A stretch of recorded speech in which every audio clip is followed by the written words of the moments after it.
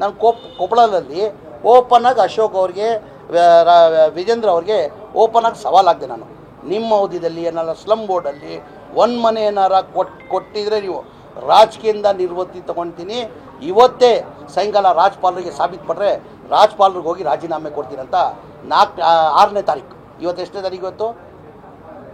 ಎಷ್ಟನೇ ತಾರೀಕು? 12ರಲ್ಲಿ ಎಷ್ಟು ದಿನ ಆಯಿತು? 1 ವಾರ ಆಯಿತು. ಸುದ್ದಿನೇ ಇಲ್ಲ. ಓಪನಾಗಿ ಸವಾಲು ಹಾಕಿದ್ದೀನಿ ನಾನು. ಆ ಕಾರಣಕ್ಕೆ ಈಗ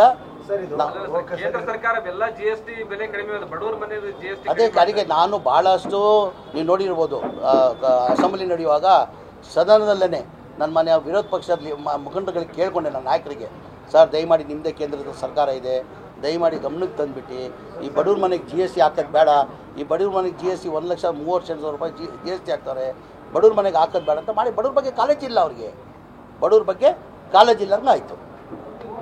ಸಚಿವ ಸಂಪುಟ ವಿಸ್ತರಣೆ ಏನು ಕ್ರಾಂತಿನೂ ಇಲ್ಲ, ಏನೇನೂ ಇಲ್ಲ.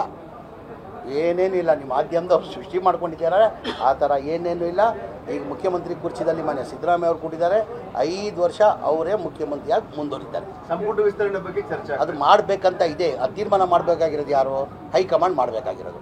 ಏನೋ ನವೆಂಬರಲ್ಲಿ ಮಾಡ್ತಾರಂತ ಸುದ್ದಿ ಇದೆ. ವಿಸ್ತರಣೆ ಪುನರ್ರಚನೆ ಸರ್, ರೀಶಫಲ್ ಮಾಡ್ತಾರೆ. ಸ್ವಲ್ಪ ಜನಕ್ಕೆ ಹೊಸ ಮುಖ ತೊಗೊಳ್ಬೇಕಂತ ತೀರ್ಮಾನ ತೊಗೊಳ್ತಾರಂತ ಒಂದು ಸುದ್ದಿ ಇದೆ. ಅದು ಹೈಕಮಾಂಡ್ ಸಹಜ, ಅದು ಎಲ್ಲರಿಗೂ ಆಸೆ ಇರ್ತದೆ.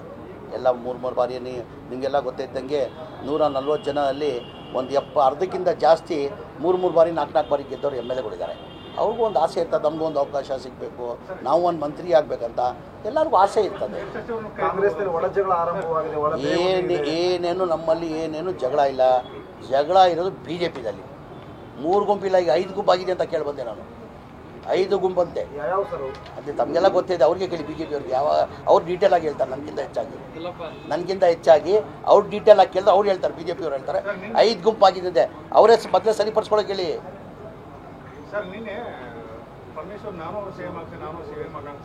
ಎಲ್ಲರಿಗೂ ಸಹಜ, ಎಲ್ಲರಿಗೂ ಆಸೆ ಇದ್ದೇ ಇರ್ತದೆ. ಎಲ್ಲರಿಗೂ ಆಸೆ ಅದು ಮುಖ್ಯಮಂತ್ರಿ ಆಗ್ಬೇಕಂದ್ರೆ ಎಲ್ಲರಿಗೂ ಆಸೆ ಇರ್ತದೆ. ತಾವು ಮಾಡ್ತೀನಿ ಅಂದ್ರೆ ತಮ್ಗೆ ಆಸೆ ಇರಲ್ವಾ? ತಾವು ಆಗ್ತೀನಿ ಅಂದರೆ ತಮ್ಗೆ ಆಸೆ ಇರಲ್ಲ. ಅಂದರೆ ನಮ್ಮ ಪಕ್ಷ ಹೈಕಮಾಂಡ್ ಪಕ್ಷ, ನಮ್ಮ ಅಭಿಪ್ರಾಯನ ಹೇಳ್ಬೋದು. ತೀರ್ಮಾನ ಮಾಡೋರು ಯಾರು? ಹೈಕಮಾಂಡ್. ಅವಕಾಶಕ್ಕೆ ತಾವು ಆಗ್ತೀರಿ ಸರ್? ಈಗ ಎಲ್ಲರಿಗೂ ಆಸೆ ಇರ್ತದೆ. ಮುಖ್ಯಮಂತ್ರಿ ಯಾರಿಗೂ ಆಸೆ ಇರಲ್ವಾ? ಎಲ್ಲರಿಗೂ ಆಸೆ ಇರ್ತದೆ. ಅಂದರೆ ನಮ್ಮ ಪಕ್ಷ ಹೈಕಮಾಂಡ್ ಪಕ್ಷ. ಈಗ ಹೈಕಮಾಂಡ್ ಏನು ತೀರ್ಮಾನ ತಗೊಂಡು ಅದೆಲ್ಲ ನಾವು ಬದ್ಧ.